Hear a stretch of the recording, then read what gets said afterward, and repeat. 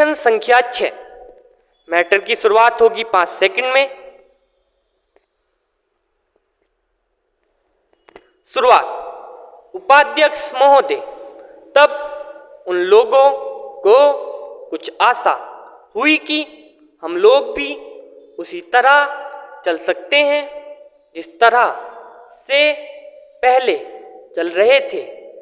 लेकिन अभी हाल में जो चुनाव हुआ उससे देश के धनिकों के मन में बड़ा संदेह पैदा हुआ कि इस चुनाव के बाद उनकी स्थिति वैसी नहीं रहेगी जो अब तक चली आती रही है। गरीबों और अमीरों के बीच में अब तक जो बहुत बड़ा अंतर चला आ रहा था उसको अब तेजी से दूर करने का प्रयत्न किया जाएगा। श्रीमान, मैं आपका बहुत ही आभारी हूं जो आपने सदन में चालू वर्ष के बजट पर अपने विचार प्रकट करने का अवसर दिया। मैं इस बजट का समर्थन करना चाहता हूं।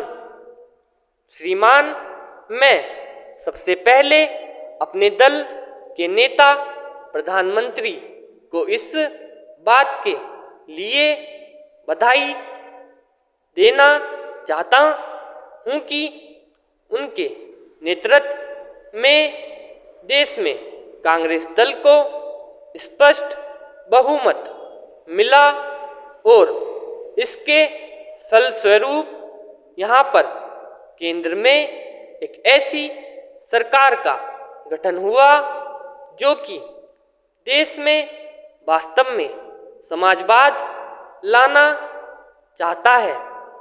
मैं वित्त मंत्री जी को इस बात के लिए बधाई देना चाहता हूं कि लोकसभा के मध्यावधि चुनाव में जनता द्वारा कांग्रेस दल को जो आदेश दिया गया था उन्हें स्मरण है और वह तन मन धन से उसका पालन करना चाहते हैं।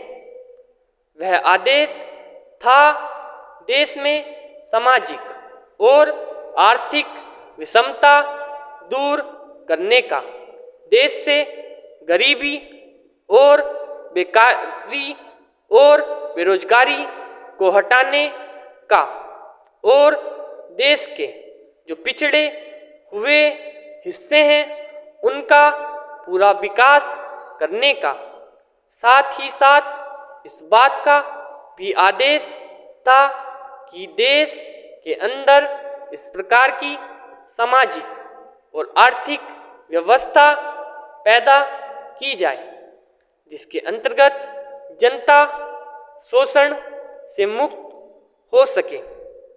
श्रीमान, यह ठीक है कि देश में कृषि के क्षेत्र में उत्पादन में वृद्धि हुई है, परंतु इसके साथ ही साथ यह भी दृष्टि में रखना चाहिए कि लागत में भी पूरी वृद्धि हुई है।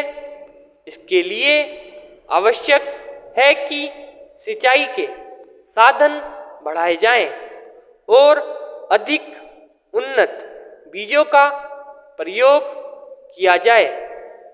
आज कृषकों को कृषि के यंत्र मिलने में बहुत कठिनाई हो रही है।